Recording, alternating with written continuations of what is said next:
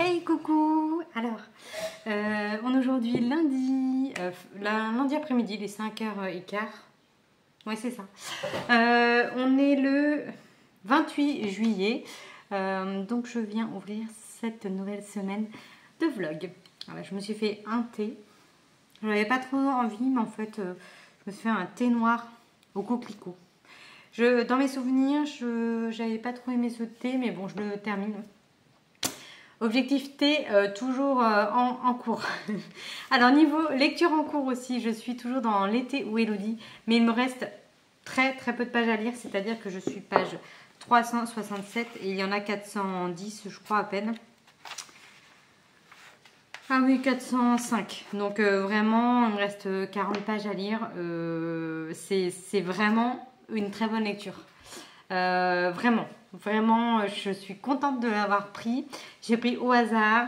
Je sais, comme je vous disais dans le vlog de la semaine dernière, j'ai vraiment pris au pif sans savoir vers quoi je me tournais. Comme ça, j'aurais dit que c'était une lecture de genre contemporain. Et en fait, pas du tout. C'est un thriller psychologique, mais qui est tourné d'une manière. J'adore. Donc, pour vous refaire vite fait un résumé. On va suivre Sylvie qui vit à Londres et ses parents ont une maison dans le sud de la France et ils sont décédés. Il s'avère qu'elle et sa sœur Camille n'ont pas eu le cran, ni le temps, ni l'envie de vendre cette maison, donc ils l'ont gardée. Et un jour, à Londres, elle reçoit une lettre d'un notaire de la ville dans le sud, là, comme quoi il y a un incendie dans sa maison et qu'il faudrait qu'elle vienne de toute urgence. Donc elle a une fille qui s'appelle Emma et qui vit avec elle en garde alternée avec son père, avec qui elle n'est plus. Et je vais regarder, je vois pas si Valentin arrive, mais je pense pas. Faut que j'arrête à chaque fois de stresser qu'il arrive. Donc du coup, son ex-copain, le père de Emma, ne peut pas la garder. Donc elle va dans le sud avec elle et plein de souvenirs reviennent. Et on va varier entre 1993, c'est-à-dire aujourd'hui elle est Emma, et en 1973, 83. Non. On commence en 60... Excusez-moi, je ne suis pas trop calée, mais il me semblait que c'était 73, mais c'est peut-être avant. Parce qu'on suit sur plusieurs années, en fait. Hein. Enfin, pour le passé. On commence en 1968, même. Et on va de 68 à 73, voire 83, parce que... là, ils mettent dans le résumé que c'était le passé cet été 83. Ah oui, en effet, là, je suis en 83. Donc, bref... On suit cette période où elle est avec son autre fille, Elodie.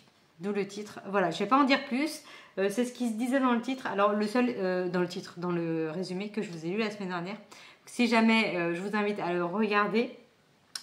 Si vous ne l'avez pas vu. Mais en tout cas, ils mettent Elodie disparue à l'âge de 14 ans. Il y a quelques couacs parce qu'à un moment, elle retrouve une photo où elle souffle ses bougies. C'est 18 ans. Donc, elle n'est toujours pas disparue en tout cas.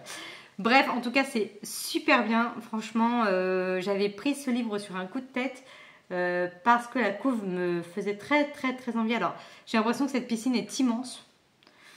Apparemment, ils ont une immense piscine. Et c'est glaçant, mais vraiment, il y a des scènes... Pourtant, c'est un thriller calme. Il n'y a pas d'enquête, il n'y a pas de policier. C'est vraiment au sein de cette famille avec la mère en personnage principal et ses deux filles qui jouent chacune un rôle et ça prend aux tripes, c'est bien tourné. Comme je vous disais au début, ça fait bizarre parce que elle dit, les chapitres en 1993, elle dit toujours tu fais ça, je te vois faire ça. En fait, elle parle d'Emma, sa fille. Mais c'est une façon bizarre d'aborder le truc. Enfin, je sais pas, je suis pas du tout habituée de lire tu fais ça alors que ça m'est pas adressé. Mais en tout cas, c'est bien tourné. Franchement, j'adore, je dévore les pages, mais à une vitesse. Alors qu'il y a très peu de dialogue, c'est pas très étoffé, je trouve. Bon, là, c'est peut-être pas les meilleurs exemples. Alors, il y a plus de dialogue que j'ai l'impression. Mais bon, voilà, il y a quand même des pages où il n'y a pas du tout de dialogue, quoi. Bref, en tout cas, c'est très bien, je le conseille. C'est un bon thriller psychologique pour l'été. Il n'y a pas de trucs gore ou sanglant ou quoi que ce soit, mais c'est quand même des scènes glaçantes. Moi, ça me... Ah, genre, j'y repensé toute la matinée, enfin même toute la journée au travail. Je me suis retenue à la pause déj de ne pas aller dans la voiture. Je me suis dit, ça sert à rien.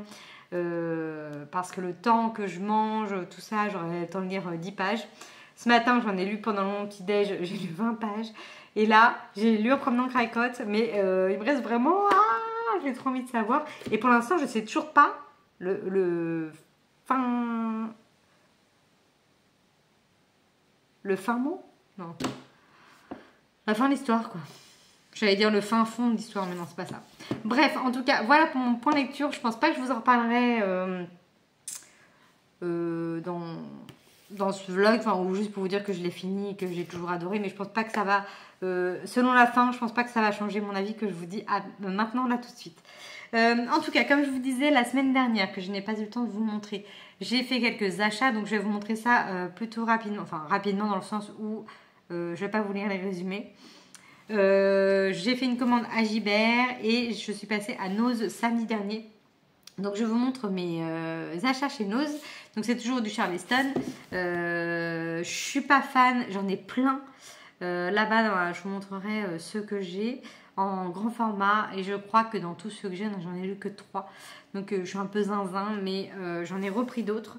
J'ai pris 2 auteurs, une autrice, un auteur que je vois beaucoup passer, que j'entends beaucoup de bien et que je suis dubitative et que j'ai envie de me faire mon propre avis, voir si je rejoins ces gens ou pas, enfin ces avis. Donc j'ai pris un Isabelle Lagarrigue, Nos racines invisibles. Donc ça, je sais pas si vous me suivez sur Insta, mais les livres de Nose, je les ai montrés en story. Donc voilà, Isabelle Lagarrigue, dont je vois beaucoup de critiques dithyrambiques, comme on dit. Oui, je n'avais pas vu ça. J'ai plein de pages qui sont déchirées. Bon, après, je l'ai acheté 60 centimes. Ah non, il n'y a pas plein de pages en fait. J'ai tombé sur... Oui, je l'ai acheté... Je crois que... Alors, on a acheté une petite table aussi. J'en ai en tout pour 40 €. Donc, voilà. Donc, on a une toute petite table ronde dans le jardin. Donc, je pense que je ferai aussi des vidéos dessus. Mais là, c'est... J'avais envie de me mettre ici. Parce que comme j'ai plein de trucs... J'ai donc, je m'égare, excusez-moi, le deuxième auteur dont j'entends toujours que du bien, c'est Julien Rampin. Donc, j'ai pris La chanteuse de bal. Alors, de base, je voulais lire Grandir un peu, qui m'attirait beaucoup plus que celui-ci. Mais bon, voilà, je me ferai une idée de cet auteur. Et après, j'ai pris 3 livres de format poche, dont la couve. Les couves, je ne comprends pas du tout le délire. Mais bon, ça reste joli. J'aime bien ces couleurs, mais bon. Bref, j'ai pris La femme qui décida de passer une année au lit de Sue Townsend. Voilà. Donc, les couvertures sont roses, brillants et orange, rouge-orange. Voilà. J'ai pris un Marie Vareille, Je peux très bien me passer de toi. Après, elles sont jolies les couves, mais c'est bizarre, je trouve. Et le dernier, c'est celui qui me tente le plus dans les 5. C'est La colline aux esclaves de Kathleen Grissom. Voilà. Je ne sais pas si vous en avez lu certains, mais celui-là, par contre, je le trouve très beau. Et je ne sais pas, ça fait un moment qu'il me tente. Le Marie Vareille, j'ai lu les chaussettes orphelines, là. J'ai pas trop aimé.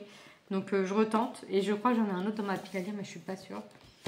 Non, je n'ai pas un, mais j'aimerais m'acheter...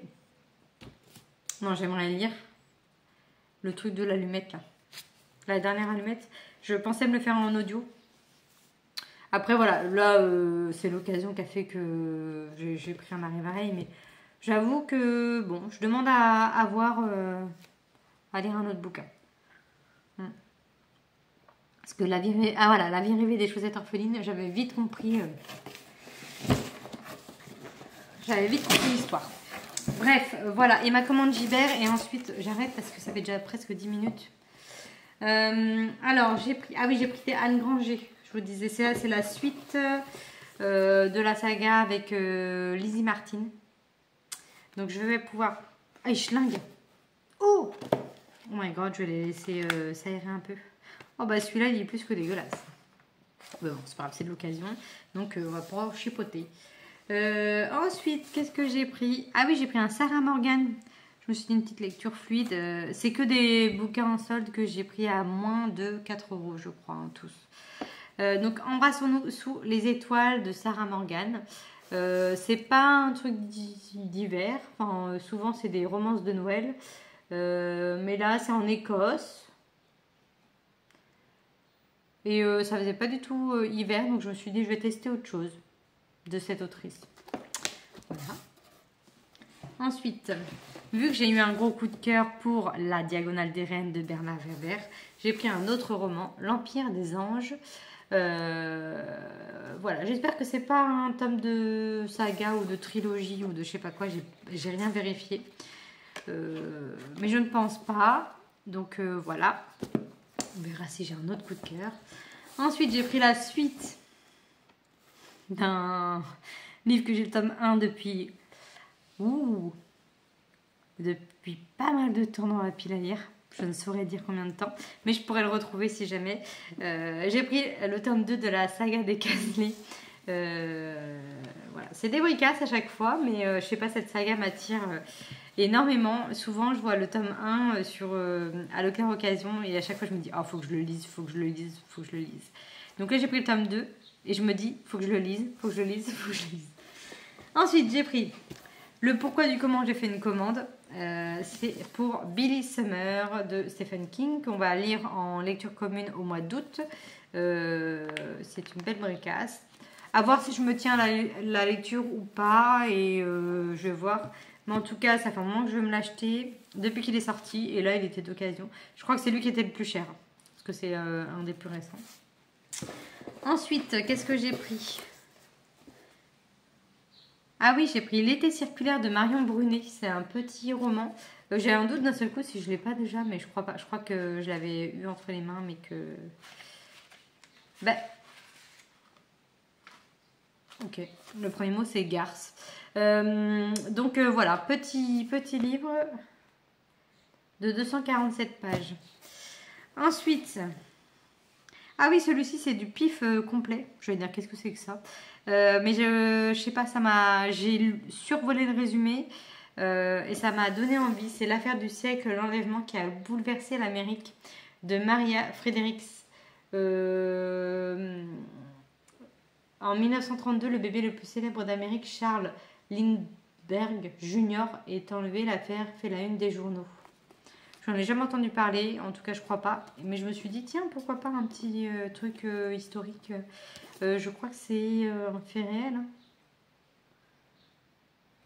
À travers une passionnante et haletante fiction, Maria Fredericks nous fait redécouvrir l'une des affaires les plus médiatisées des années 1930. Ok. Ensuite, il en reste 3. Celui-là, j'ai eu un gros doute aussi, mais sur Livre Addict, c'était noté que je ne l'avais pas. J'ai pris Les ombres de la vallée de Vivek Casten. Donc c'est la suite de Une écharpe dans la neige. Et j'ai vraiment un très très gros doute en l'ayant dans la main.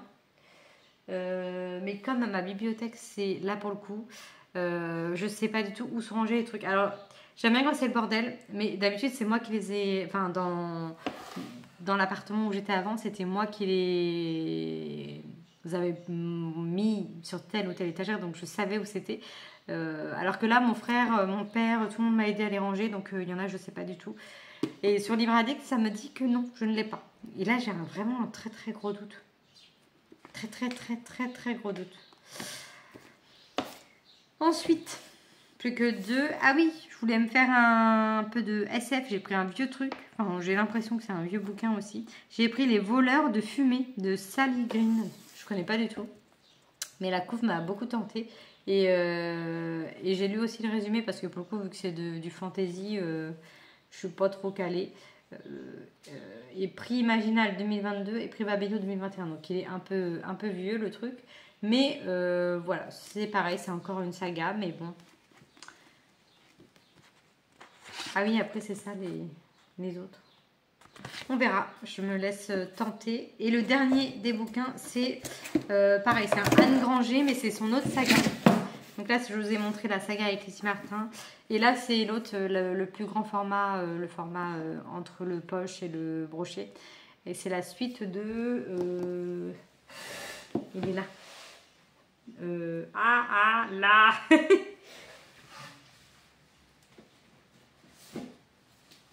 C'est la suite de celui-ci. Cottage, Fantôme et Guet-apens, que je l'avais lu en lecture commune apparemment, parce que j'ai des post-it. En avril 2023. Ça fait 2 ans. Mais bon, je me souviens que j'avais bien aimé sans plus. Mais voilà, donc là, je l'ai pris aussi d'occasion. Donc je me suis dit pourquoi pas continuer un petit peu cette saga. Et voilà. Voilà pour mon call. Ça fait 16 minutes que je parle. Donc je pense que je vais m'arrêter là pour aujourd'hui. Je vais terminer mon livre. Enregistrer tout ça sur Livre Addict et sur Babelio. Toujours plus. Et voilà, je vais me manger. Je sais pas si vous connaissez les délices au caramel. C'est trop bon. Ça s'achète au Leclerc ou ailleurs. Enfin bon, je vais manger ça. Et puis voilà. C'est tout ce que j'ai à vous dire. Je vais peut-être mettre Parenthood. Hier, j'ai continué un petit peu à regarder. Et on a fini Squid Game. On a fini Squid Game hier. Et du coup, j'ai pas été surprise. Mais je vais pas trop vous en parler. En tout cas, c'était bien. Ça va pas être une série que... Ça va pas être la série de l'année. Aucune saison. Mais moi, je suis assez éclectique aussi au niveau des séries. Donc, j'ai quand même bien aimé. Mais voilà, c'est beaucoup de scènes violentes. Beaucoup de... Mais pourquoi? Mais quel est l'intérêt de faire ça? J'ai encore des questions qui sont sans réponse. Donc voilà, c'est plus par rapport à ça que c'est pas la série de l'année. Mais ouais, il y a des trucs que je me dis, mais quel est l'intérêt? Mais juste en fait pour l'argent, en fait, tout simplement. Il n'y a pas de... Faut pas aller chercher plus loin. Mais c'est plus dans le sens où pourquoi la personne a l'idée de créer ce genre de jeu. En fait, voilà, c'est tout. Mais c'est des choses que je pense qu'on ne peut pas comprendre. Enfin, que moi, personnellement, je ne peux pas comprendre, en tout cas. Donc, bref, voilà. Je reviendrai plus tard donc, pour vous dire quelle sera ma prochaine lecture. Peut-être une de celles-ci. En ce moment, je ne sais pas du tout de quoi j'ai envie. Je sais le flou total. Et quand je regarde ma bibliothèque, j'y arrive pas. Donc je vais peut-être remasteriser le truc pour m'imprégner un petit peu de quel livre est où et mettre les livres lus derrière aussi parce que souvent là-bas tout est mélangé. Ça me gêne pas, mais j'aime bien quand même voir ce que je peux lire devant. C'est quand même mieux. Comme ça quand je sais pas trop quoi prendre, je fais, tiens celui-là je vais lire, paf, accessible. Et puis là-bas j'ai ma petite desserte aussi, j'ai juste ma plante dessus. Donc je pense que je vais mettre quelques livres en avant. Voilà. Et puis cette semaine en plus, pour terminer cette grosse page, j'ai ma maman qui vient à partir de jeudi. Je sais plus si je l'ai dit dans le vlog d'après. Donc j'ai ma maman qui vient jeudi. Donc je vais peut-être moins lire et après on va chez mon cousin, moi ici je l'ai dit, on va chez mon cousin dimanche pour fêter mon anniversaire et je travaille samedi. Donc là ça va être une semaine assez chargée, donc je vais essayer de lire un maximum pour vous donner un maximum de choses, enfin d'avis du moins, puis s'il n'y a pas d'avis, il n'y a pas d'avis, mais s'il y en a c'est mieux. Voilà, à plus tard.